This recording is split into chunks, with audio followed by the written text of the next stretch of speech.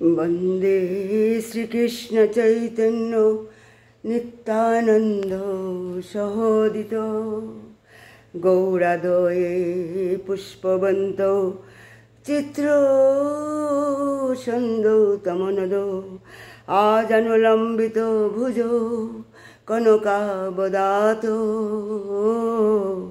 संकीर्तनैकपितरो कौमलायताक्षो विश्वम्भरो द्विजवरो जुगधर्मपालो वंदे जगत प्रियकरो करुणावतारो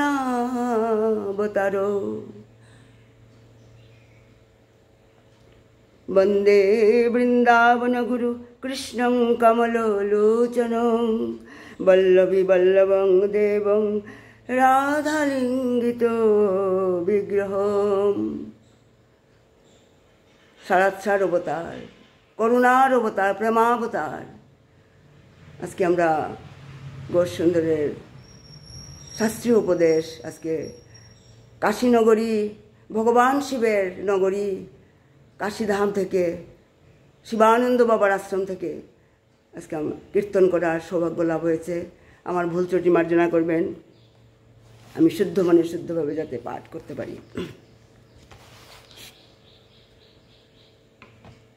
নিত্যলীলা প্রবিষ্ট জয়ং বিষ্ণুপাদ পরমহংস মহাভাগবত মহাপুরুষ অষ্টোত্তর শত শ্রী শ্রীমৎ স্বামী শিবানন্দ গোস্বামী মহারাজের চরণে আমার কোটি কোটি দণ্ডবত প্রণাম। আর সমস্ত রূপানুগ গুরুবর্গ, গুরু পরম্পরা এবং সমস্ত আচার্যবর্গের চরণে আমার কোটি কোটি দণ্ডবত প্রণাম। আর উপস্থিত সমস্ত কৃষ্ণ প্রেম অনুরাগী গৌর ভক্তবৃন্দের চরণে আমার কোটি কোটি দণ্ডবত প্রণাম। ভক্তিমার্গ হচ্ছে শ্রেষ্ঠ মার্গ, মানে ভক্তিমার্গের এটাই মানে বিশেষতা, স্বয়ং ভগবান ভক্তের জন্য তিনি দৌড়ান, মানে ভক্তকে দর্শন করার জন্য ভগবান নিজে ছুটে আসেন। যেভাবে পিতামহ বিশ্বদেব যখন সরসজ্জায় ছিলেন তখন, কারণ ভীষ্মদেবের ইচ্ছা মৃত্যুর বরদান ছিল, তার ইচ্ছা না করলে মৃত্যু তার নিকটে আসতে পারে না। সরসজ্জায় পড়া ছিলেন তিনি, না উঠতে পারছিলেন না বসতে পারছিলেন, আর ভগবানকে দেখার তার প্রবল ইচ্ছা ছিল মানে মনে। আর ভগবান স্বয়ং এসেছেন ভক্তকে দর্শন করার জন্য। যখন আমরা জ্ঞান মার্গের দ্বারা আগে চলি তখন জ্ঞান মার্গে জ্ঞানীকে খুব কষ্ট করতে হয়, ভাগতে হয়, দৌড়াতে হয়। আর যুগের মাধ্যমে যখন জীব আগে বাড়ে তখন যুগের পন্থা অবলম্বন করে তখন যুগীকে অনেক খুঁজতে হয়। কি খুঁজতে হয়? নিজের অন্তরাত্মায় লুকিয়ে থাকা পরমাত্মাকে খুঁজতে হয়। কিন্তু ভক্তিমার্গের এই বিশেষতা যে ভক্তকে তখন ভাগতে হয় না, ভক্তকে দৌড়াতে হয় না, স্বয়ং ভগবান ভক্তের জন্য ছুটে আসেন। তাই জ্ঞান লাভ করার জন্য জ্ঞানীকে ভাগতে হয়, যুগকেও দৌড়াতে হয়। আর ভক্তিতে ভগবান স্বয়ং ভাগেন, মানে যেভাবে আমরা দেখেছি। এইভাবে অনেক অনেক উদাহরণ আছে। যেভাবে শবরী, তিনি রামচন্দ্রের জন্য কি অযোধ্যায় গিয়েছিলেন? যাননি তিনি তার গুরুদেবের নির্দেশে এক জায়গা থেকে কোথাও তিনি যাননি। তিনি মনে মনে তার মনে এত বিশ্বাস ছিল, গভীর বিশ্বাস ছিল, যদি আসতেই হয় রামকে আসতে হবে দর্শন দেওয়ার জন্য। আর রামচন্দ্র স্বয়ং এসেছিলেন শবরীকে দর্শন করার জন্য। সেই যেভাবে ভীষ্ম পিতামহকে ভগবান দর্শন দিয়েছিলেন আর ভীষ্মদেব স্তুতি করেছিলেন। তাই আমরা দেখছি ভগবান হচ্ছেন সরৈশ্বর্যপূর্ণ লীলাময় ভগবান, লীলা করতে ভালোবাসেন, ভক্তবৎসল তিনি। তাই বলা হয় কৃষ্ণ হচ্ছে সূর্যসম আর মায়া হয় অন্ধকার। মানে মায়া মানে হচ্ছে এখানে মহামায়া, মানে মায়া ঘোর অন্ধকার, মানে যাহা কৃষ্ণ তাহা নাহি মায়ার অধিকার। মানে কৃষ্ণ কিন্তু না, কিন্তু এটাও সত্য যে কৃষ্ণ কোথায় নেই। মানে আমরা যে বলি মহামায়া ঘোর অন্ধকার, সেখানে কি ভগবান নেই? কৃষ্ণ সর্বত্র বিরাজমান, সর্বব্যাপক তিনি। ভগবান নিজেই বলেছেন আমি পরম তত্ত্ব, অহং সর্বস্ব প্রভব মত্ত সর্বস্ব প্রবর্ততে। আমার থেকে সমস্ত জগৎ সৃষ্টি হয়েছে, আমার থেকে সমস্ত জগৎ চরাচর ব্যক্ত। মানে তবে কিভাবে আমরা বলি যে যাহা কৃষ্ণ তাহা নাহি মায়ার অধিকার? ভগবানের আসলে দুইটা স্বরূপ, মানে একটা ব্যক্ত প্রকাশ আর একটা হচ্ছে অব্যক্ত প্রকাশ। অব্যক্ত সেই সচ্চিদানন্দ প্রকাশ দেখা যায় না, আর ব্যক্ত প্রকাশ হচ্ছে এই দৃশ্যমান এই জগৎ, মানে জগৎ চরাচর যা আমরা চোখ দিয়ে আমরা দেখতে পাই। আর অব্যক্ত প্রকাশ যেখানে আমরা ভগবানকে আমরা দেখতে পাই না, মানে সচ্চিদানন্দ যে প্রকাশ সেখানে মায়া থাকতে পারে না। এই মায়া হচ্ছে অবিদ্যা। মানে ভগবানের তিনটা শক্তি, মানে একটা হচ্ছে জড়শক্তি, আরেকটা হচ্ছে মায়া শক্তি, আরেকটা হচ্ছে জীবশক্তি। মানে কিন্তু ভগবান হচ্ছেন সচ্চিদানন্দময় বিগ্রহ। তিনি ভগবান হচ্ছেন এক, অভিন্ন। শক্তি এবং শক্তিমান অভিন্ন, কিন্তু যেখানে শক্তি মানে সাম্যাবস্থায় থাকে সেখানে কোনো প্রকাশ নেই, মানে সেখানে নির্লিপ্ত, মানে ভগবান সেখানে নির্লিপ্ত। আর যখন শক্তিমানের সঙ্গে মিলিত হয়ে সাম্যাবস্থায় মানে নির্লিপ্ত অবস্থায় থাকে সেটা হচ্ছে নির্বিশেষ প্রকাশ। মানে আর তখন ভগবান লীলা করার জন্য মানে শক্তি আর শক্তিমান তখন এক হয়ে যায়, মানে মিলে যায়। মানে তাই তো বলা হয় কৃষ্ণের যতক খেলা তার মধ্যে নরলীলা নরবপু তাহারও স্বরূপ। ভগবান লীলাময়, তিনি শক্তির সঙ্গে শক্তি এবং শক্তিমান যখন ভগবান হচ্ছেন শক্তিমান, ভগবান হচ্ছেন বিষয় বিগ্রহ, আর শক্তি হচ্ছে আশ্রয় বিগ্রহ, আর সেই শক্তি হচ্ছে আহ্লাদিনী রাধারানী। তাই শক্তি এবং শক্তিমান যখন একসঙ্গে মিলে কার্য করে তখন ভগবানের সেটা হচ্ছে সবিশেষ প্রকাশ। মানে সবিশেষ প্রকাশ যেখানে লোভ, মাৎসর্য, মদ, দ্বন্দ্ব, পীড়া সব ভাবের প্রকাশ হয়। তাই তো আমরা দেখি ভগবান যখন 5,500 বছর আগে লীলা করতে এসেছেন, নররূপে লীলা করেছেন, সেখানে আমরা দেখেছি লীলা মানে আহ্লাদিনী শক্তি রাধারানীর মান আমরা দেখেছি, দ্বন্দ্ব দেখেছি। দ্বন্দ্ব মানে সুইট পাস টাইমস যেটা বলা হয়, মানে সেখানে ভগবান তার ভগবত্তা প্রকাশ করেন না, সেখানে একটা সাধারণ বালকের মতো ভগবান লীলা করেছেন। মানে সেখানে হচ্ছে প্রেমের সম্পর্ক। কিন্তু মথুরায় দ্বারকায় যে ভগবান লীলা করেছেন সেটা হচ্ছে দূরত্বের সম্পর্ক, মানে ডিস্টেন্স, রেসপেক্টের সম্পর্ক। তাই ভগবান যখন মানে শক্তির সঙ্গে শক্তি এবং শক্তিমান যখন মিলে যখন কার্য করে তখন সেটা হচ্ছে ভগবানের সবিশেষ প্রকাশ। মানে লীলাময় ভগবান যখন এই চৈতন্য সত্তা জীব যখন, কারণ আমরা হচ্ছি ভগবানেরই অংশ, মমই বাংশ জীবলোকে জীবভূত সনাতন, তাই আমরাও হচ্ছি চৈতন্য। মানে তাই চৈতন্য সত্তা জীব আমরা প্রত্যেকটা জন্মে আমরা বিভিন্ন রকমের আমরা এক্সপিরিয়েন্স মানে আমরা লাভ করি। প্রত্যেকটা জন্মে আলাদা আলাদাভাবে আমরা এইভাবে এক্সপিরিয়েন্স আমরা লাভ করে আমরা ধীরে ধীরে আমরা মুক্তির মার্গ আমরা দেখতে পাই। মানে তাই তো বলা হয় ব্রহ্মাণ্ডে ভ্রমিতে কোন ভাগ্যবান জীব গুরু কৃষ্ণ প্রসাদে পায় ভক্তিলতা বীজ। অনেক অনেক সৌভাগ্যের ফলে আমরা এই জন্মে আমরা আমাদের শিবানন্দ বাবার গুরুদেবের সান্নিধ্য লাভ করেছি, তার থেকে আমরা তাকে গুরু হিসাবে আমরা পেয়েছি। তাই তো বলা হয় মানে বিভিন্ন জন্মে অনেক অনেক জন্ম পার হওয়ার পর আমরা সুকৃতির ফলে আমরা গুরু লাভ করে থাকি। মানে আমরা মুক্তির মার্গ, কারণ গুরুদেব হচ্ছেন মানে ভগবান কৃষ্ণের থেকে অভিন্ন প্রকাশ। মানে আর প্রত্যেকটা যুগে স্বয়ং ভগবান গুরুরূপে আসেন। মানে আর তিনি কেন আসেন? আমাদেরকে পথ দেখাবার জন্য, মার্গদর্শন করাবার জন্য আসেন। যখন জীব ভগবানকে জানার জন্য, তার সঙ্গ লাভের জন্য, ভগবানের সঙ্গে তার নিত্য অবিচ্ছেদ্য সম্পর্ক জানার জন্য, কারণ ভগবানের সঙ্গে আমার হচ্ছে চিরন্তর সম্পর্ক, সেই সম্পর্কটা জাগানোর জন্য to revive our Krishna consciousness. Actually আমার ভগবানের সঙ্গে নিত্য অবিচ্ছেদ্য সম্পর্ক জানার জন্য আমরা যখন অনুপ্রাণিত হই, তখন আমার এই চৈতন্য সত্তা আমার জাগৃত হয়ে যায়। মানে আমার এই চৈতন্য সত্তা, কারণ অরিজিনালি আমরা হচ্ছে চৈতন্য, কিন্তু মায়ার বন্ধনে পড়ে আমরা এনটেঙ্গেলড হয়ে আমরা কৃষ্ণকে আমরা ভুলে গেছি, আমার সম্পর্ক আমি ভুলে গেছি। তাই যখন আমি যখন জানার চেষ্টা করব, তখন আমি অনুপ্রাণিত যখন হব, তখন আমার চৈতন্য সত্তা আমার জাগ্রত হয়ে যায়। মানে তখন জীবের এই জড়জাগতিক বস্তুর প্রতি তখন মায়া মোহ মানে তখন জীব ত্যাগ করে। মানে চৈতন্য সত্তা জীব তখন জাগ্রত হওয়ার জন্য জীব এক অদ্ভুত দিব্য আনন্দ লাভ করে। এটা ছোট্ট একটা আমরা লীলা এখন আস্বাদন করব। একবার নারদ মুনি ভগবান শ্রীকৃষ্ণের কাছে তিনি ক্ষীরসাগর সমুদ্রে গেলেন। এখানে তিনি বললেন, প্রভু আপনি তো এই অনন্ত কোটি ব্রহ্মাণ্ডের আপনি মালিক, মানে আপনার এই অনন্ত কোটি বৈকুণ্ঠ ধাম হচ্ছে আপনার মানে ধাম, আর এই সৃষ্ট জগৎ যাকে মায়ালোক বলা হয়, এটা খুবই একটা আপনার ছোট্ট প্রকাশ। মানে আর চিন্ময় জগৎ হচ্ছে বিশাল, মানে সেটা হচ্ছে বিভু চৈতন্য, আর এই জড়জগৎ হচ্ছে অনু চৈতন্য।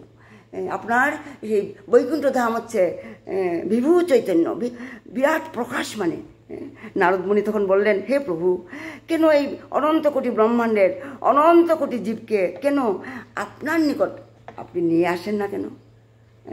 ভগবান তো আপনারই অংশ, আপনার থেকেই প্রকাশ, তাদেরকে কেন আপনি সেই মায়া জগৎ থেকে আপনার কাছে এই অনন্ত কোটি মানে চিন্ময় জগৎ বৈকুণ্ঠ ধামে কেন নিয়ে আসেন না? কেন আপনি তাদেরকে কাছে রাখেন না কেন?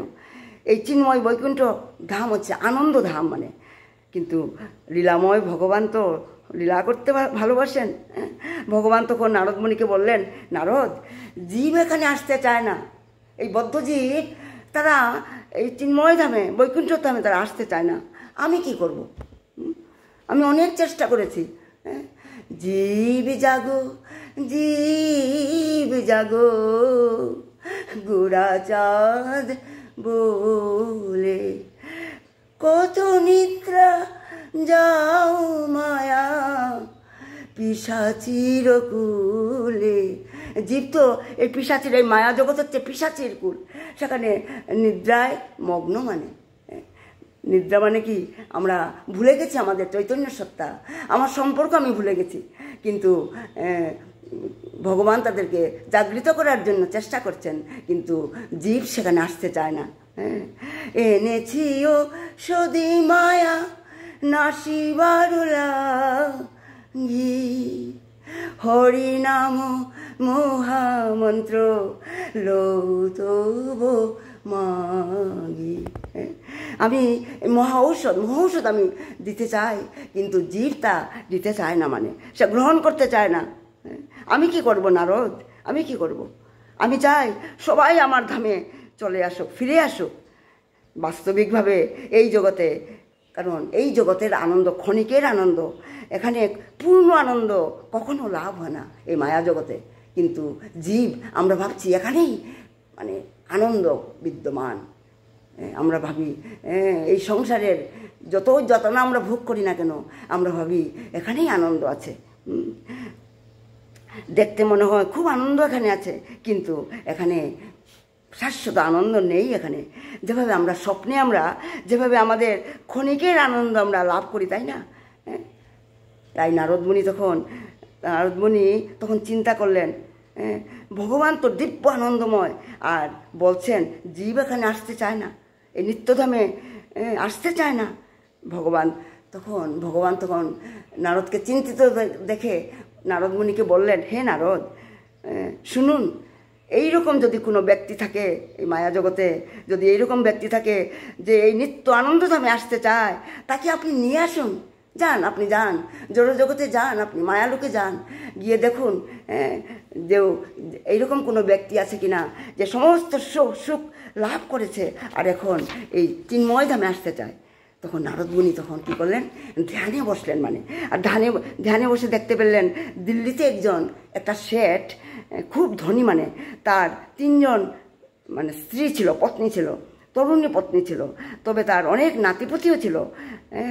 নারদমুনি ধ্যানে দেখতে পেলেন এই শেঠ সমস্ত জড়জাগতিক সুখ সে লাভ করেছে।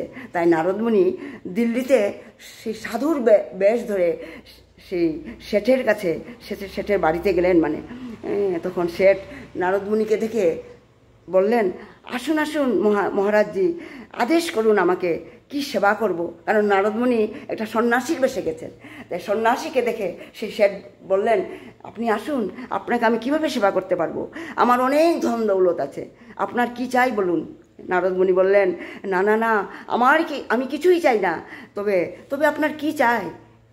নারদমুনি তখন বললেন, আমি হচ্ছি নারদ ঋষি, আমি বৈকুণ্ঠ ধাম থেকে এসেছি। আর শোনা মাত্রই সেই শেঠ আনন্দে বলতে লাগলো, কি সৌভাগ্য আমার ঘরে নারদজি এসেছেন, আমার কি ভাগ্য আমার। এই বলে শেঠজি, সেই ধনী শেঠ, কাঁদতে আরম্ভ করলেন, জুড়ে জুড়ে কাঁদতে আরম্ভ করলেন। বললেন, হে নারদজি, আমাকে কৃপা করুন, আমাকে দয়া করুন, আমাকে এই সংসার থেকে মুক্তি দান করুন। হ্যাঁ, নারদমুনি তখন বললেন, হ্যাঁ তাই তো আমি এসেছি, আমি তার জন্যই আমি তোমার বাড়িতে এসেছি, তোমাকে আমি মুক্তি দান করার জন্য। তখন সেই শেঠ বলল, আমি কোনো সাধন ভজন, কোনো তপস্যা আমি করিনি। তখন নারদমুনি বললেন, তোমার সেটা দরকারই নেই, মানে তোমার দরকার নেই সাধন ভজন করার।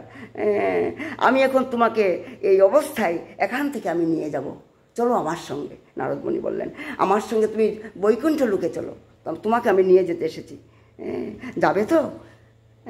বিনা সাধনায়, বিনা চেষ্টায়, বিনা তপস্যায় আপনি এখন বৈকুণ্ঠে যাবেন, আমি তোমাকে নিয়ে যাব। ওটা মানে শোনার সঙ্গে সঙ্গে সেই শেঠের কান্না বন্ধ হয়ে গেল। মানে তার কান্না বন্ধ হয়ে গেল। তখন সে হাত জোর করে বলতে লাগলো নারদমুনিকে, মহারাজ, আমি এত কষ্ট করে এই ধন সম্পদ আমি সংগ্রহ করেছি, আমার অনেক পুত্ররা আছে, আমার নাতিপুতি সবাই আছে আমি যদি আমি এখন চলে যাই, তাদেরকে ছেড়ে এরা মানে সব এই ধন সম্পত্তি, ধন দৌলত সব নষ্ট করে দেবে। আমি অবশ্যই আপনার সঙ্গে যাব, এখন নয়, কিছুদিন পরে যাব, আপনি আরও কিছুদিন পরে আসবেন। এদেরকে সব বুঝিয়ে সমস্ত কিছু দেখিয়ে তারপর আমি যাব। নারদজি তখন ভাবলেন, এর তো এখনও মায়ামোহ এখনও কাটেনি, এখনও সে ফেসে আছে এই সংসারে। তাই নারদজি চলে গেলেন। এরপরে অনেক বছর পরে নারদজি আবার এলেন। তখন তার সেই শেঠের বড় ছেলে বৃদ্ধ হয়ে গেছে। তখন নারদজিকে বললেন, আপনি আসুন, আপনি বসুন। তখন নারদজি জিজ্ঞাসা করলেন যে তোমার পিতা কোথায়, মানে তোমার শেঠজি, তোমার পিতা কোথায়? ও বাবা, উনি তো অনেক দিন হয়েছে, তার স্বর্গবাস হয়ে গেছে। মানে নারদ তখন ধ্যানে দেখতে পেলেন সেই শেঠজি একটা কুকুরের দেহ লাভ করেছে, আর এই ঘরটা পাহারা দিচ্ছে, মানে ঘরের চারপাশে ঘুরছে। মানে আর সেই কুকুরটা নারদজিকে দেখা মাত্র ঘেউ ঘেউ করতে লাগলো। কারণ সেই শেঠজি মানে সংসারের প্রতি মানে আসক্তির জন্য এই জন্মে সে একটা কুকুর হয়ে জন্মেছে, আর এই ঘরটা পাহারা দিচ্ছে, কুকুর হয়ে পাহারা দিচ্ছে। শেঠজি তখন মানে নারদমুনি তখন সেই কুকুরটার কাছে গিয়ে তার মাথায় হাত বোলাতে লাগলেন। আর সেই শেঠজি সেই কুকুরটার মানে পূর্বজন্মের স্মৃতি তার এসে গেল। মানে আর নারদজি তখন তার সেই কুকুরটার কাছে গিয়ে বলতে লাগলেন, ছিলে তুমি একটা শেঠ, আর এখন হয়েছে একটা কুকুর। তখন সেই কুকুরটা মানে সেই শেঠ বলল, কি করব প্রভু, কি কষ্ট আমাকে এখান থেকে আপনি নিয়ে চলুন, আমি আপনার সঙ্গে এখনই চলে যাব। তবে এখন নয়। কুকুরটা আবার বলল, তবে এখন নয়, কিছুদিন পর। আমাকে এখন রাতে পাহারা দিতে হয়, আমার পুত্র, আমার নাতি, এরা সবাই মূর্খ। মানে নারদজি তাই এবারও চলে গেলেন। এরপর কয়েকদিন পর নারদজি আবার এলেন। নারায়ণ নারায়ণ নারায়ণ নারায়ণ, হে কৃষ্ণ গোবিন্দ নারায়ণ নারায়ণ বলে নারদজি আবার এলেন। আর শেঠজির পুত্র তাকে দেখা মাত্রই চিনতে পারলেন।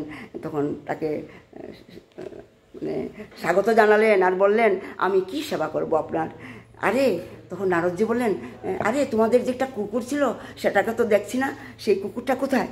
আরে বলবেন না, সেই পুত্র সাপ ছেলে বলল, একদিন রাত্রে একটা চোর এসে বিষ দিয়ে সেই কুকুরটাকে মারলো। মানে নারদজি তখন সঙ্গে সঙ্গে ধ্যানে দেখতে পেলেন, চোখ বন্ধ করে ধ্যানে দেখতে পেলেন যে শেঠজি, যেখানে শেঠজি সমস্ত ধন সম্পত্তি, মানে কুকুর হয়ে ধন সম্পত্তি হীরামতি মানে ছিল, সেখানে পাহারা দিত, সেখানে একটা সর্প হয়ে একটা সাপের দেহ লাভ করে সে জন্ম নিয়েছে। কুকুর থেকে এখন সাপ হয়েছে সে। আর নারদজি সেই শেঠজির মানে সেই সাপটার মাথায় স্পর্শ করতেই সে পূর্বস্মৃতি ফিরে পেল, আর কাছে গিয়ে বলল, তোমার সর্প থেকে তুমি এখন না, তুমি কি বলা হয়েছে, তোমার এখন কুকুর থেকে একটা সর্পের দেহ লাভ করেছ। তখন সে শেঠ বলল, সেই সর্পটা বলল, কি করবো নারদজি, এই যে গুপ্ত কুঠুরি আছে সেখানে একটা বড় সাপ আছে, সেটা মানে কারণ আমি সেই গুপ্ত কুঠুরিটা আমি একটা সাপ হয়ে আমি জন্ম নিয়েছি, এই গুপ্ত কুঠুরি এই ধন দৌলত আমি পাহারা দিচ্ছি আমি নারদজি। তখন সেই নারদমুনি তার ছেলেকে গিয়ে বলল, তোমাদের এই গুপ্ত কুঠুরিতে একটা সাপ আছে, বিরাট বড় একটা সাপ আছে। তখন সঙ্গে সঙ্গে তার ছেলে বলে উঠলো, না না নারদজি, সেখানে কীভাবে সাপ থাকতে পারবে, সেখানে কোনো সাপ নেই। নারদজি বললেন, যে না না না, একটা সর্প আছে, সেখানে গিয়ে দেখো, যাও গিয়ে দেখো, একটা গর্তে বড় একটা সাপ আছে, কাল নাগ একটা আছে। নারদজি তখন মানে সেই সাপটার মাথায় যখন হাত রাখলো, তার পূর্বজন্মের কথা সমস্ত মনে পড়ে গেল, স্মৃতি চলে আসলো। মানে শেঠ থেকে মানে কুকুরের দেহ, তারপর এখন সর্প দেহ লাভ করেছে। এখন তুমি তো সর্প দেহ লাভ করেছো, এখন চলো, অনেক হয়েছে, চলো তুমি আমার সঙ্গে, আমি তোমাকে নিয়ে যেতে এসেছি। নারদমুনি বললেন, এই ধন সম্পদ, এই গুপ্ত কুঠুরি আমি পাহারা দিচ্ছি। হে নারদজি, আমি এগুলি পাহারা দিচ্ছি না, এগুলি আবার সমস্ত নষ্ট হয়ে যাবে, আমার ছেলে নাতিপুতি এরা এটা রক্ষা করতে পারবে না, আপনি আরও কিছুদিন পরে আপনি আসুন। নারদজি আবার চলে গেলেন, আবার অনেক দিন পরে এলেন, ধ্যানে দেখতে পেলেন সেই সর্পটা বিষটার পোকা হয়ে জন্ম গ্রহণ করেছে। তার নাতিপুতি যে বিষটা ত্যাগ করে সেই বিষটার স্বাদের আস্বাদন আনন্দ নিচ্ছে সে। তাই এই আচ্ছা ঠিক আছে বললাম, আচ্ছা ঠিক আছে শেষ করছি আমি। তাই এই জড়জগতে আমরা দেখতে পাচ্ছি কেউ সুখী নয়, মানে কেউ সুখী হতে পারে না, তৃপ্ত হতে পারে না। এক মহৎ পুরুষের কৃপা ছাড়া এই সংসারের প্রতি উদাসীন হওয়া কখনো সম্ভব নয়। তাই তো বলা হয়, ব্রহ্মাণ্ডে ভ্রমিতে কোন ভাগ্যবান জীব গুরু কৃষ্ণ প্রসাদে পায় ভক্তিরতা বীজ। এই ব্রহ্মাণ্ড ভ্রমণ করতে করতে নানা দেহ, প্রত্যেকটা জন্মে বিভিন্ন দেহ লাভ করে প্রতিটা জন্মে আমরা বিভিন্ন রকমের এক্সপিরিয়েন্স আমরা গেদার করি। তারপর আমরা আসল মার্গটা গুরু কৃষ্ণ প্রসাদে আমরা সৌভাগ্যের বলে আমরা গুরুর দর্শন পাই, যিনি আমাদের মার্গ দর্শন করান। এই মহৎ পুরুষের কৃপা ছাড়া এই সংসারের প্রতি উদাসীন হওয়া কখনো সম্ভব নয়।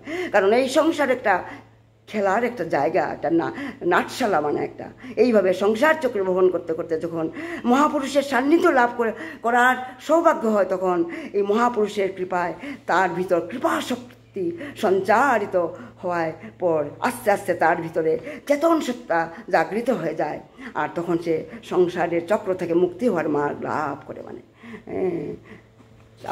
আজ আমি এখানেই আমি বিরাম দিচ্ছি। নিতাই গৌ সীতানা ক্রমানন্দে হরি হরি বল, হরি হরি বল। পরম করুণ বহু দুইজন নিতায় গৌরচন্দ্র সবয় অবতার সারশির মণি কেবল আনন্দ কুন্দ। আরে ভজ ভজ ভাই চৈতন্য নিতাই সুদৃঢ় বিশ্বাস করি। আরে পশু পাখি জুড়ে পাষাণ বিদরে শুনি যার গুণ গাথা। আপন কর্ম ভুঞ্জায়ে সমন কহে লোচন দাস।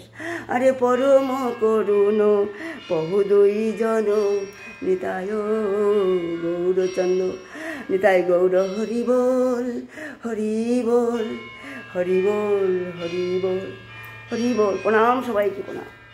জয় শিবানন্দ বাবা কি জয়।